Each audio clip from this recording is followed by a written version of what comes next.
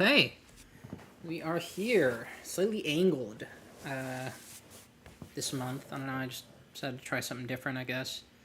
Um, Having the webcam next to the computer instead of behind it. Yeah, thanks for your help with that thumbnail. Thought it would be fun to do a little clickbaity, but maybe a parody of clickbait, you might say. Uh, but yeah, it's been a while. Feels even longer. This has maybe felt like one of the longest breaks, maybe the longest break since Zatch Bell 2 started, is what it felt like. Every break has been the same length, 1 month, or you could consider it 2 months, I guess, in between chapters. This one, for whatever reason, felt really long. And I don't know, it's not like the last chapter was like particularly cliffhangery either. It was just something about the time of year, super busy time at work for me. It just felt like a lot was going on. And maybe that's true. My car is in the shop right now because a huge branch fell on the hood. Uh, and they're keeping it there because they keep finding new things to repair, but it's not like they're trying to get my money because my insurance is paying for it. So maybe they're doing me a solid. I don't know. When they tell me it's finished, I'll have to see if I go and they tell me, oh, well, your insurance can only pay for so much. We did all this extra stuff and actually you're supposed to pay for it. I mean, I don't even think that would be legal. So I don't think that's what's going to happen. They told me previously the insurance is paying for everything we're doing. So I don't know. Hopefully it'll be okay. But I have been lifting around town, mostly to work and back, which there's actually a bit of a perk there that my work has provided largely free lift rides. The only thing that I have to pay is the tip to the driver, and that's been really good. I've only had to lift like twice outside of that so far. Recently had to pay $1,400. Yeah, that's really annoying. Yeah, I'm very happy my insurance covered it. You could consider it kind of touch and go with something like that, a branch falling on your car.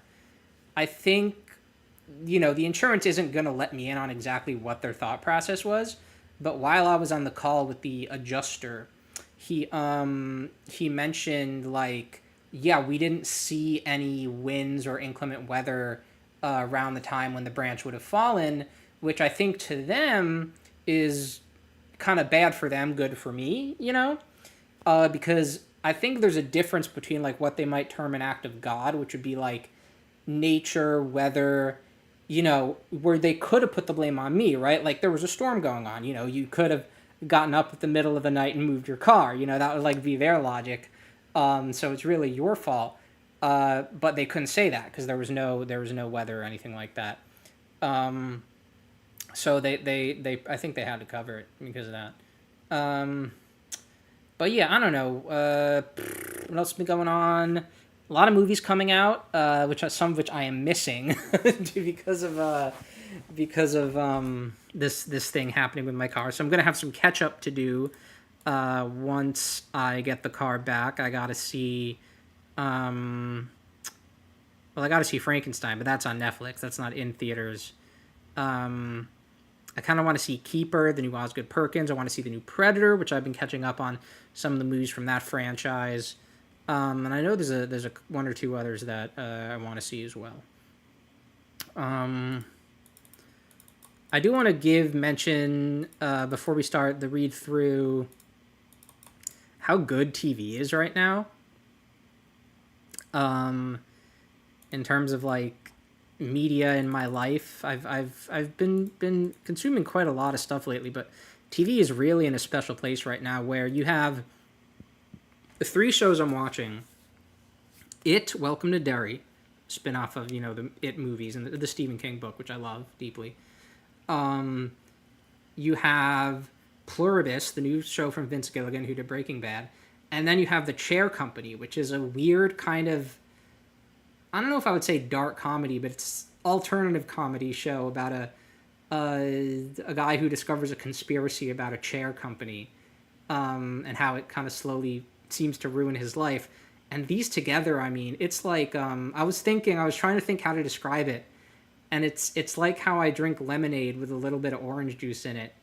It's like the TV version of that. This mixture of just such unique, the most unique stuff you can possibly think of.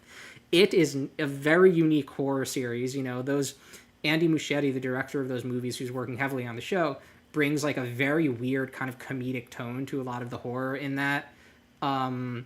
Chair Company is super bizarre, and then Pluribus. I mean, no one makes TV like Vince Gilligan, and this is sort of him doing a sort of sci-fi light, but the sci-fi is mostly a springboard to examine this idea of how a certain thing would impact our society, and it impacts it very deeply.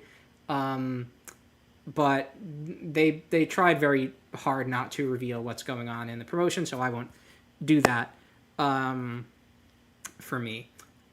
So I just wanted to mention that TV's been freaking amazing. I haven't even watched the Tatsuki Fujimoto stuff that's been put on Amazon, which I'm sure is also crazy and different and bizarre.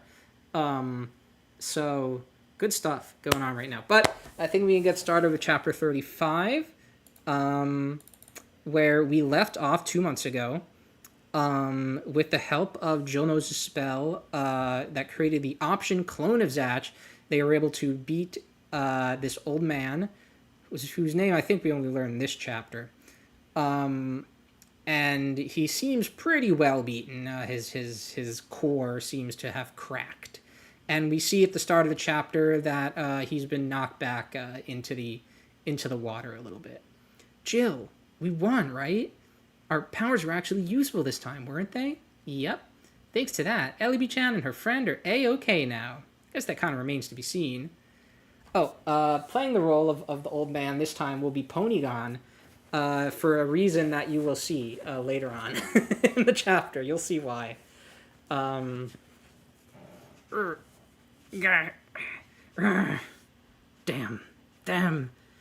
If I let it go of it now, it'll fall to pieces. He's talking about his core, though he could be talking. He's talking also about his plans. He didn't vanish? Does that mean we just barely missed his core? Gosh, Zakerga!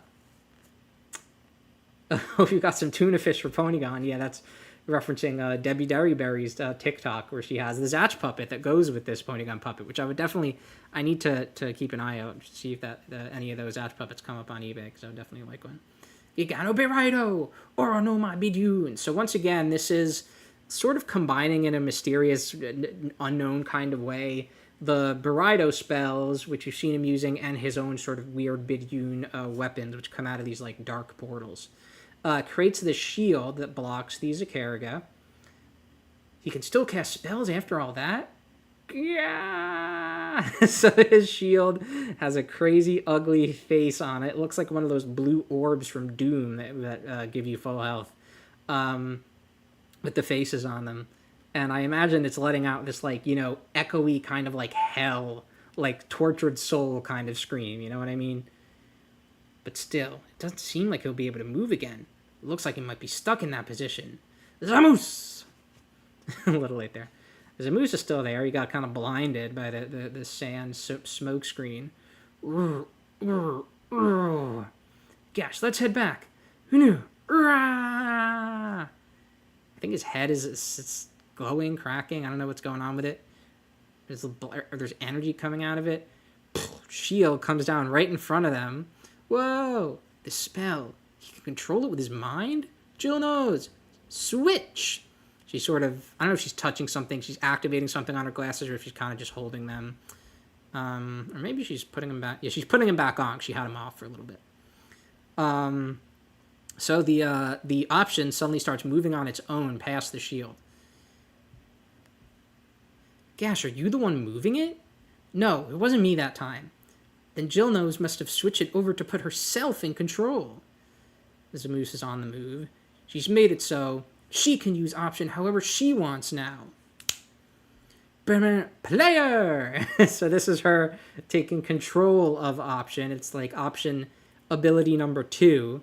That she can also control it. And her, Zatch, and Luna doing the same pose to activate this. I can imagine this was animated. You would see Luna catching on a little bit after they make the pose, and then doing it herself. Um,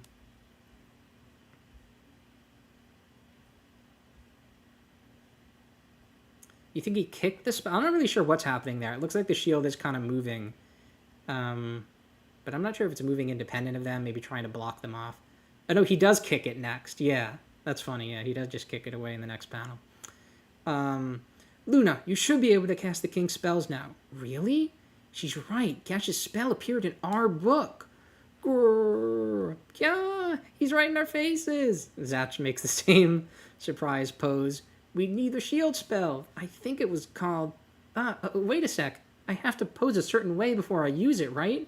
I'm sure I saw the clone do a pose through my goggles. Okay, found it. Dioga Girudaruk. Rashirudo! I think it went like this. Baba John. So she utilizes the pose slightly incorrectly, and the Rashield it comes out of the ground as kind of a weapon, a blunt attack weapon, straight into Zamush's shin, which once again keeps him from completely casting his Dioga spell, though it starts to come out. There starts to be a bunch of weird spikes coming out of his body, but he doesn't get to finish. This is pretty funny. We're getting some unique uses for Rashield in these recent chapters. Ow! Ow! Ow! Yeah, he's gonna squash us! Zakariga! Psst. Wow! This is such a thrill! I was very excited to have, like, kind of, actual power. Yeah, you didn't notice that? Yeah, I think, that's something very fun about this chapter is they're kind of figuring this stuff out. Weebarer Zaker! Repulsion! So I think... I'm not super sure if this is Kyo or Zatch. I guess this is Kyo and Zatch using it this time. Because they haven't said they're out of heart power yet. They said in a little bit.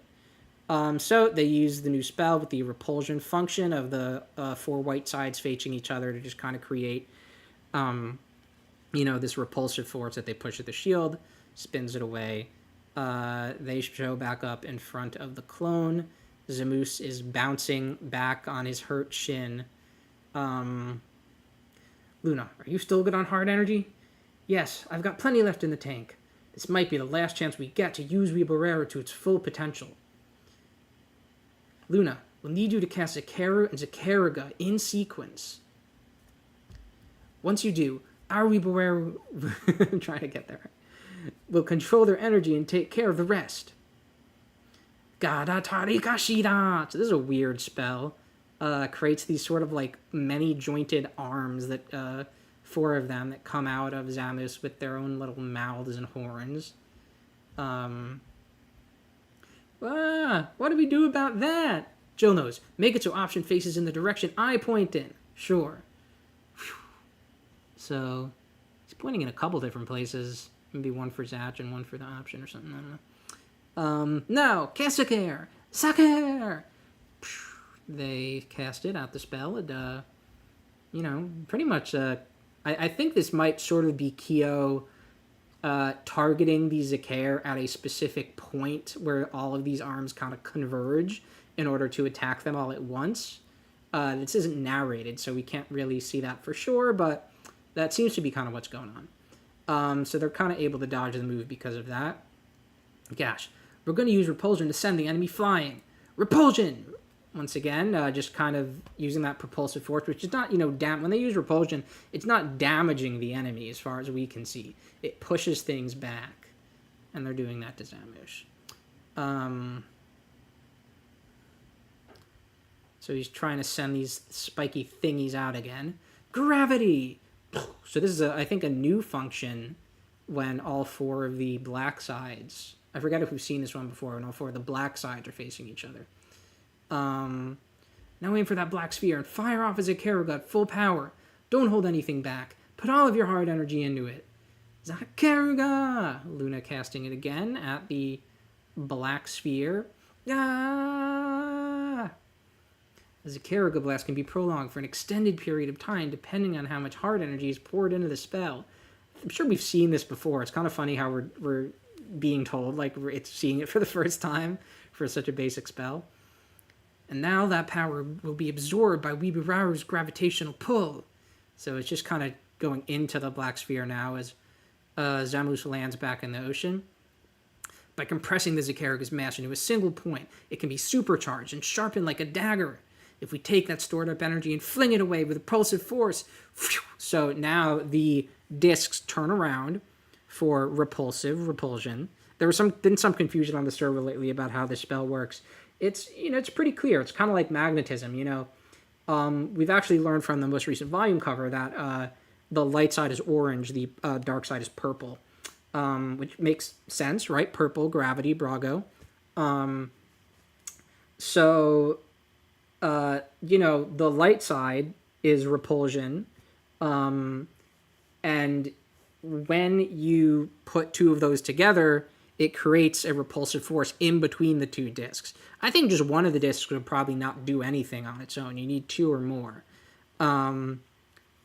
So the black sides create a force that pulls in between. And I think what they're doing with Zakaraga now is the same thing we saw them do with Barry last chapter, where he jumped into the gravitational field, which then turned into a repulsive field, which fired him out at an incredible speed. So gravitation is to take the energy of the attack in, compress it, then it turns into repulsion. The discs flip around, fires the energy out. It'll produce an electric blast with the power and accuracy to pierce through almost anything. Javelin! So that's kind of a new name, new kind of attack here. Goes right through the let me get an open. I'm gonna zoom in on this. Goes right through the spell, the tentacles. Doesn't even really pierce them, just kind of straight up avoids them, and then just goes right on through Zamus as if he was so much butter. Just completely ripping a hole in him. No chance for him to really dodge that, I think, even if he tried. This is extremely powerful. The Zakaraga energy compressed into this javelin. This is a very cool spread. Very, just nice use of perspective and all that. So I think Shatter's the sound effect here. I don't think anyone's saying that.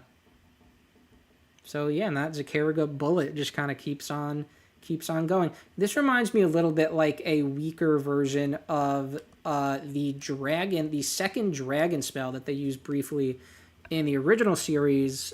I'm forgetting was it Geo Renzu Zakaraga that created the weird little dragon that could like have these very fast projectiles. They only used it a couple times in the clear arc, but it was a pretty cool spell. Reminds me a little, I think, of that one. So that is it for Zamus. He's done. Immediate core destroyed. Immediate fading away. That's that. Doesn't even get a chance to scream. Yes! Whew. So there we go. Weeborough faded away. My heart energy's at its limit. All right, I'm glad I still remember that. Well, all we have to do now is finish off the old guy. Luna, Jonos, we'll leave the old man to you. I'm not really sure. Oh, yeah, no, they're saying, yeah, Luna and Jonos. I was thinking for some reason they were talking to Ellaby and Cuffy because we finally see him. This is really kind of the first time we've seen him in this chapter. We could generally assume, yeah, he's just still working on it. In the background, they're trying to defend him. And he is still working on it. He's really kind of struggling now. He's bleeding. He's shaking. Ellaby, would she be able to hear me by now? And she does look, her face does look pretty good in that sarcophagus. Is this enough? Is it finally safe to disconnect the transfer? The Ellaby doll's mouth moves. To think that I, Gilliam, would end my story in such a pathetic state. Why did I ever give them the opportunity to strike back at all? What possessed me to just stand back and wait like she told me to? Hold it right there, old man. Of course, now I remember. You wouldn't want to miss out on the chance to see the cute and lovely Jillnose dazzle the crowd with her magic, would you? I couldn't help but think I'd be missing something special if I didn't watch. A little silly. Uh, but, maybe he's a magic enthusiast. It also seems like part of his beard has been burnt off on the side of his face here. Part of it is just gone. But if my life is truly beyond saving, then I might as well go out in a violent blaze of glory. As I recite these ancient words, the power of others shall be mine to command. I offer my body and soul as tribute, and free thee from suppression. So it seems like he's talking to some kind of specific entity here. His face is looking very spooky now. Raikou is drawing spooky faces like this quite a few times in the past. I think the shield, it actually kind of looks like the shield spell from earlier, but what it brings to mind for me is the big amorphous flesh chimera when they first enter the Tower of Babel in Animal Land. I think had a face, big face. They had many faces, had a big face, a lot like this. What's this? Another one of those incantations. So he keeps talking, but we don't really see what it is. You mean the old guy was a sorcerer this whole time? Apparently so. So as we've seen, there's no... Sorcerers can cast spells, from vials. There's nothing preventing them from doing that, along with kind of having their own abilities and stuff. There's not really too much of a difference between the sorcerers and the monsters, or I think some people call them hunters. Though I don't know if they have a name in the specific series. The sorcerers just often have other abilities that are magic-based, kind of aside from the spells. Luna, Jolnos, set! They're trying to defend against it. The flames of wrath shall devour my spirit until my will has been consumed. Okay, give me 1 second.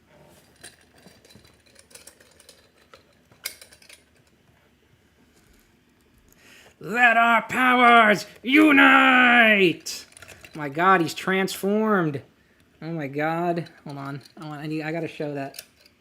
His eyes move too. Oh my god. He's horrifying. Pretty cool. Kind of a different monster sort of appearance for Raikou here. I feel like he's, this kind of shadow beast is not normally his monsters are like very kind of biological, weird in that way. And there's definitely some weird biological stuff here, and we're about to see more of that. But a lot of this is kind of shadow magic. There's these orbs that kind of serve as his shoulders. There's a rib cage. It's pretty gnarly. And I think he's got kind of a dog snout. Urgh. This is bad. Jill knows. Let gas control option again. We need to launch ourselves as far away from him with Weebirower's repulsion force. Okay, so... gas is controlling option. You think I'll allow that? Weebirower Zakir! So there's been some discussion over who casted this spell. It kind of seems like it must be Luna because Kyo and Zatch said they didn't have heart energy, but Zatch is still controlling the option. It's just the Luna is donating the heart power for the spell, it seems like.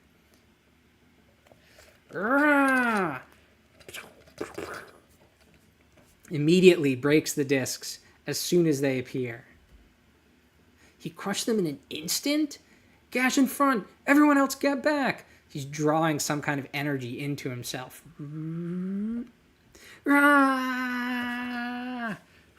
Sends the arms out. Let me show the eyes again. Okay. It's hopeless. If it's not too much trouble, could you leave my friends at peace? Eru Serumu Bodo!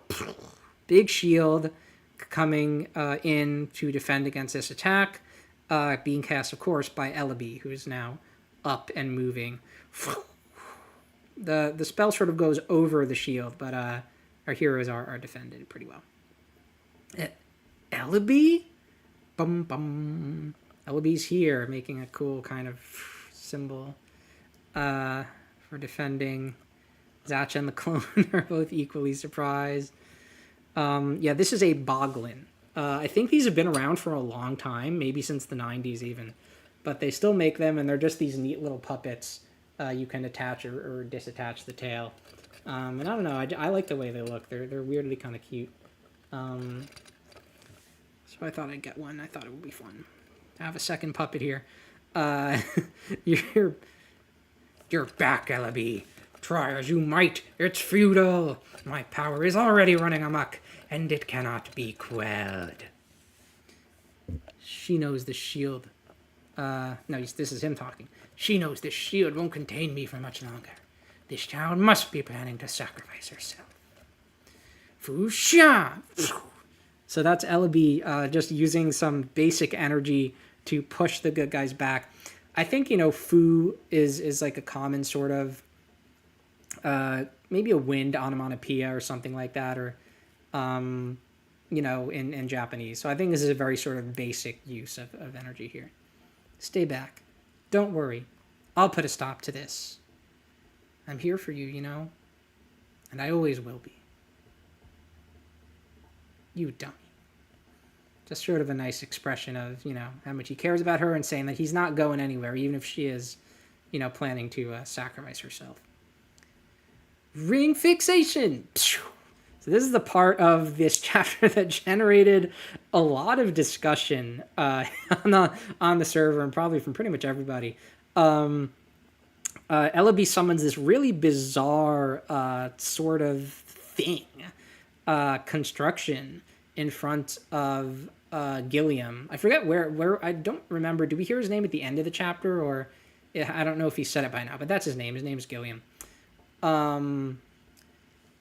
And it's a real weird thing. It's got these many points that have these little star things, and then on the other side of the star are these hands that are holding these hooks.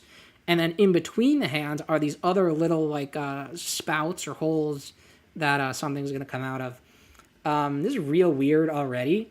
The only thing it kind of resembles is, I think, Tia's sort of final spells, the Sajiru Seshildan spells have a lot of kind of arms and stuff like this, especially the anime version. But it didn't look quite like this. The hooks, forceps, she says. The hooks come out and latch on to the rib cage. Thoracotomy. They pull the rib cage apart. They attach to this muscular underpart, and then they start pulling that apart. And there's no blood here. But this looks like, in its way, very gruesome. And more disturbing, I think, than many of the violent things that Raikou has done throughout any of his series.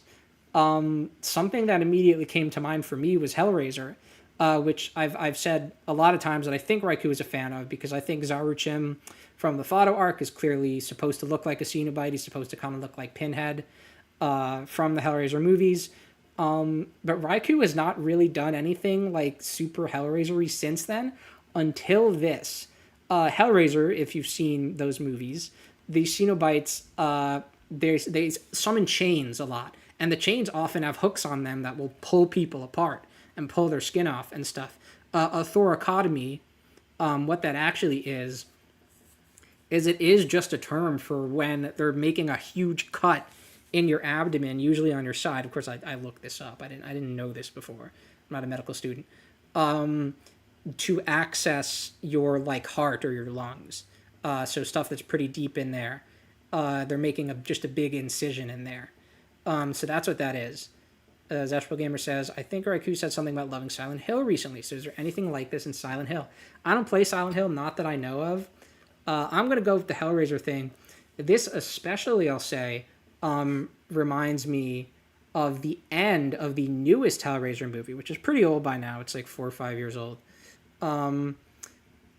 Where we see someone get turned into a Cenobite, and it is quite disturbing, but it is also, it looks, it's not hellish how they present it. It's very bright, and there's a lot of golden things that are doing this, and so it looks like a bizarre sort of horrible thing happening with these angelic kind kind of tools, which is, I think, probably how this would look. I think with the stars, I think these are probably, there's probably a lot of gold in this device as well. So I don't know if any of that is a direct inspiration, but it could easily be. So they pull all these muscles apart, these hooks, they retract to expose the core with no blood, but still very disturbing, and seems to hurt Gilliam a lot. There, his power source has been exposed. We must penetrate it. Threads. So she's using a magic word for this, it looks like, sucha, though sucha does sound like suture, right? Which I think is, stitches, which these kind of look like. So there's something going on there. Then she says, let the roots of Kotodama flow forth. So this is like the full force of her magic is being used now. All these threads are coming out. The hooks are doing this. The threads are going into this core, and they're probably going to pull it apart. So this is a mention of Kotodama, which, as you wrote here in the note, Zatch Gamer, Kotodama is the ancient Japanese belief that mystical power resides within words and that they have an effect on reality. So there's a couple things about this. One, Zatch Bell had a collaboration with a mobile game a while ago called Kotodaman, which was about wordplay and characters utilizing words and making words up out of syllables. And I think if I recall, each Zatch Bell character that they added into that game had like a Japanese syllable they were associated with that was like in their name. And that's how you kind of use them in the game.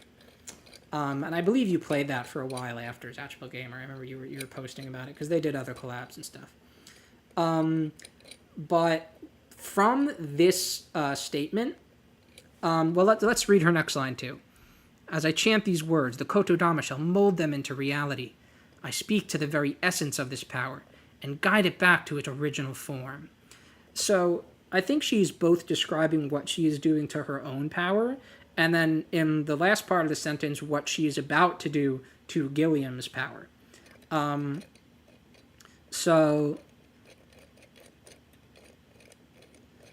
Yeah, I mean, honestly, Zatch Bell Gamer, I came up with that just now on my own. I didn't come up with that the first time I read this. So we're both discovering that right now. Glad to help, though. So this is sort of giving us some insight into Ellaby's power, which seems extremely strong. Almost like omnipotent, though I am sure there are some rules to it. It reminds me of, there was a character in the Black Clover series, a devil, who had a Kotodama power, which was also sort of just like, if he said something, that thing would be created. And I'm sure there would be limits to that too, of just like, you can't do it, endlessly. There's magical energy involved. And I'm sure there is for Ellaby as well. And, I'm sure things take time to form, whatever. But she could probably do a lot with this. We know she like accidentally poisoned an entire town or something like that. And that was why she felt very guilty. And before Belial kind of, revived her, got her to be one of his henchmen. And she could probably utilize this in a ton of ways, which of course is why she's probably not going to last very long here. So we see this explosion come out of Gilliam, and he's probably been charging this up for kind of a while. As Ellaby's new orb begins to crack, so we know that she's probably not long for this world. Please don't be sad, Cuffy. The orb I crafted wasn't ready for this. Once we completed the soul transfer, I noticed its flaws right away. But even so, I finally got a taste of the freedom I've longed for. If Belial hadn't caught wind of it, he never would have found me. I'm not sure if she's describing when they were out and about, if Belial caught wind of that, or what she's describing him catching wind of here. That's why I feel like I can truly make amends now. If I can save you, Gash, and everyone else who's fighting to restore the demon world, well, I can think of no greater atonement than that. In a way, it almost seems like This is destiny at work. But even in that other life, I was still able to make some fun memories. We see their trip in Brazil earlier in the arc.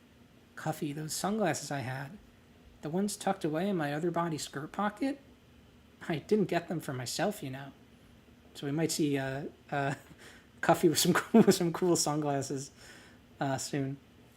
Even with a life that wasn't my own, it felt so nice to be able to buy something for someone I care about. Happy birthday, Elby. So I think he's referring to her being reborn into this new body. I don't think this is like her regular birthday. Elby sheds a tear. I've been meaning to say that for so long. So saying he's been wanting to say that. See, this was the goal that they were going towards. Thank you, Cuffy. As Gilliam explodes in probably this would probably annihilate all of them if she wasn't here.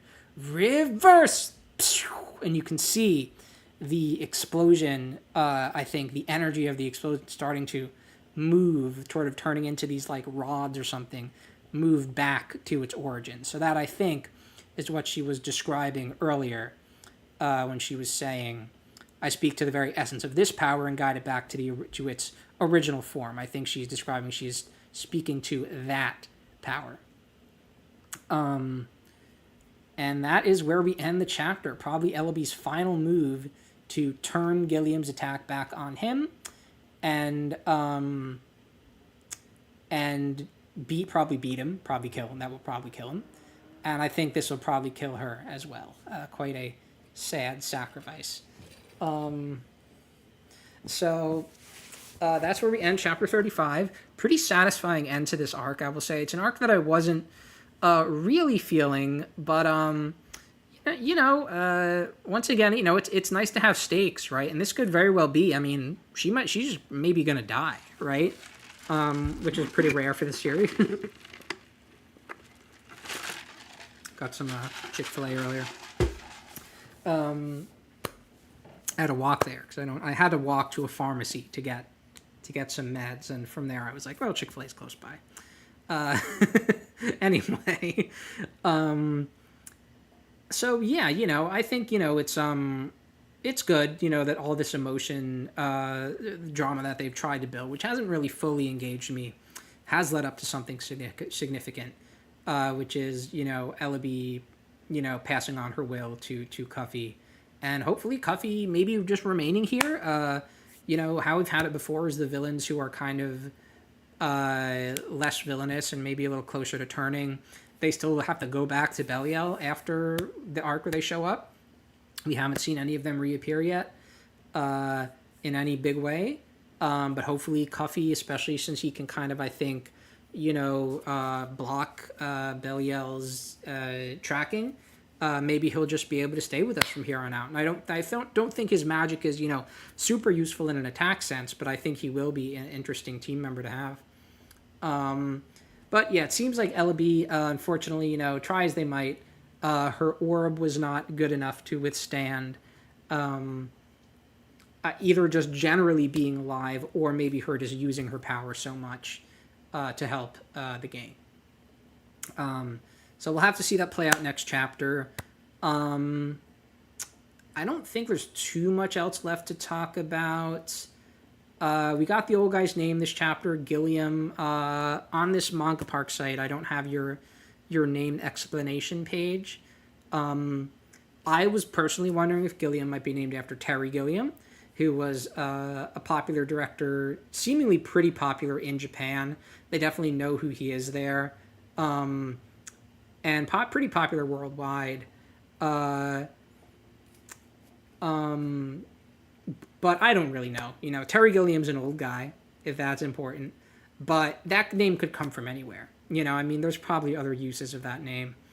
I don't see the translation notes page on Manga Park here. Mangapark.io. I don't know. But we're pretty much at the end of this arc. I think the villains are well and truly beaten. Zamus was totally murked Gilliam came back for one last final shot, and then is now going to get destroyed by Ellaby.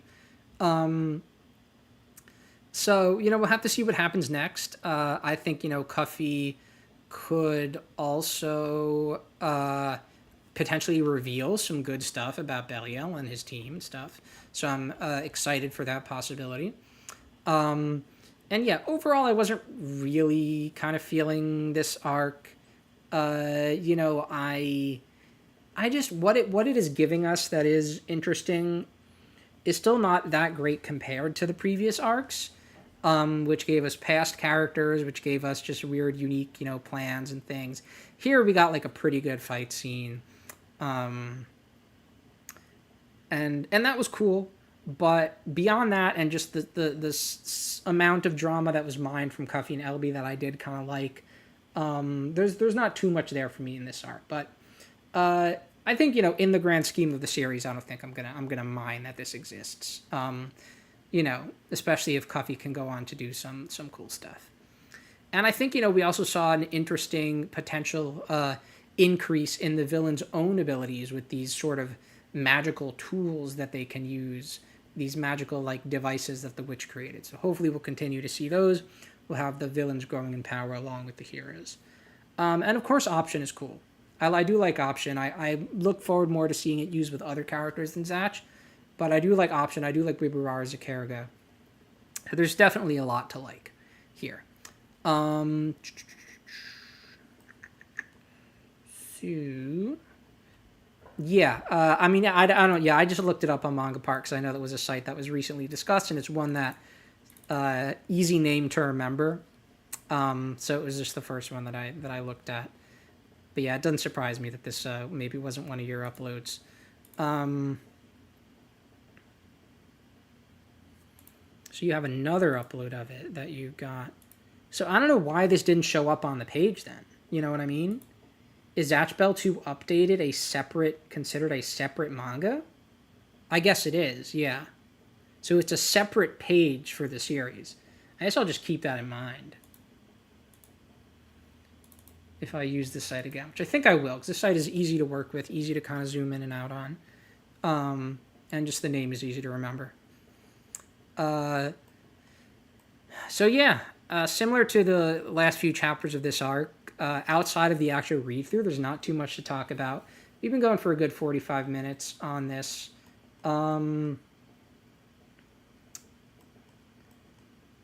What is going on in the Zatch Bell world? We had like one or at least one other merch thing announced, merch collaboration announced for the series. There's going to be something for a theme park, which is really cool. Where you're going to be able to go to this theme park in Japan and buy character goods that are themed around going to that theme park. So that's neat. And then there's another merch thing happening where some of the line stickers, some of which are actually used in the thumbnail for this video, are being turned into these little like keychains and things, including a Praying Mantis Joe one, which is pretty cool. Other than that, nothing going on with Zatch Bell in particular. My prediction is still in effect, which I think we're already at 5 months, which is crazy. So I think I started at 8 months, and that was 3 months ago.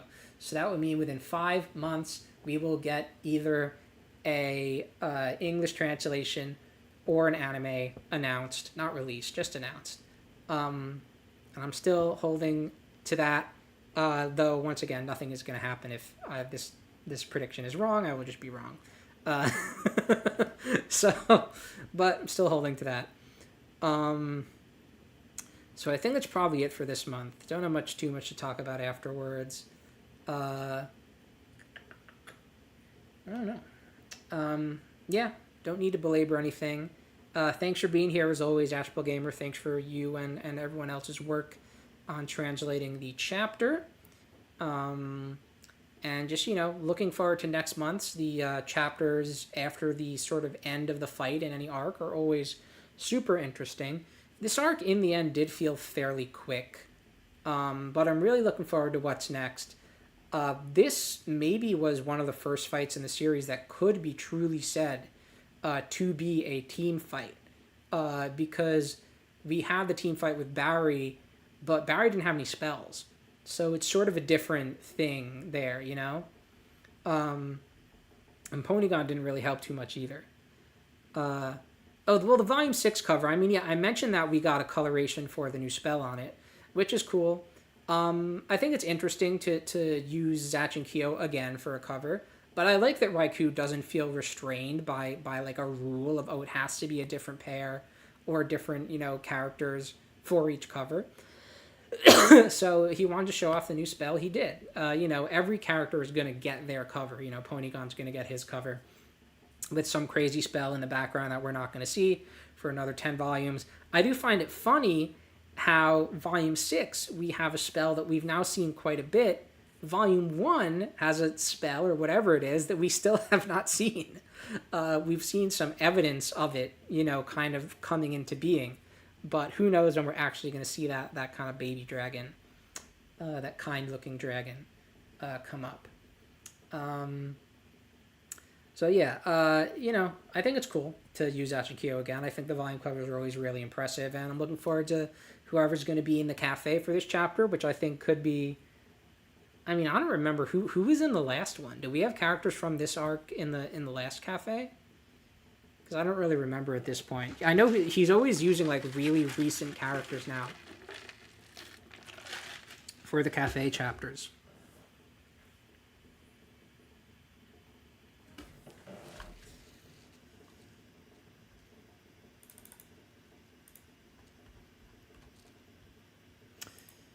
But yeah, I don't know. I can't remember who was on the last cafe, so I'm not going to predict. Previous guest cafe was Libra, Moses, Rolling Witch, and Hem. Okay, so no, we have not used any characters. Right, Voltus V, yeah. How about that? So yeah, I think, this next cafe could be, the good team and the bad team from this arc. Or Jill Knows as well. Though Jill Knows, I think, will have time to appear in the future as well. So that's it for this month. I want to upload more YouTube shorts where I give kind of small thoughts on things. I did upload one. I uploaded a couple. I did one on Chainsaw Man. I did another on It Welcome to Derry episode 3, episode 2. Episode 3, which I then removed because I messed up in the recording of it. But I should edit that and put it back up. I'd like to do more of that because I think that's a good format. Because for my sort of review type videos, I tend to just kind of talk off the cuff. And I think shorts is a good kind of format for that. Especially because you get 3 minutes, so that's enough time. So I'll try to do more of that. I might want to stream again. I might want to stream Slitterhead, which I've talked about doing around Halloween, but that's now long past. But I still want to do that, and I need to remember to bring the songs back in my streams. Whenever I did a stream, I used to start it by doing karaoke to a song, and I should bring that back if I stream again. But we got Zelda Warriors, Hyrule Warriors, Age of Imprisonment that just came out. I have not gotten that because I want to get it physically, and I do not have a car. I maybe should have just ordered it on Amazon, but I'm using this time to catch up on some other stuff. And then we have Kirby Air Riders coming out soon, which I'm not going to get, but maybe eventually. And then we also have Metroid Prime 4 next month, which has caused quite a bit of controversy recently for some things they're going to include in that. That's all Nintendo stuff. I'm sure there's some other non-Nintendo stuff that's exciting too. I don't know. Should I check right now what's going on in my gaming my gaming wish list? I know Dispatch came out. That's pretty exciting. I'm interested in that game, and I think it's gotten very good reviews. So that was very good to hear. I don't know when I'm going to play it, but that was still good to hear because that game looked neat. And it's always nice to have very narrative-heavy games that people like. I think Routine is coming out soon. That's exciting. But yeah, beyond that, not too much that has dates that I'm interested in gaming-wise. But let's stop dragging this out. There's no minimum time limit on this thing. So that's it for this month. I'm going to go watch the newest episode of The Chair Company. Thanks to anyone who watched. If you leave a comment, I will respond to the best of my ability. And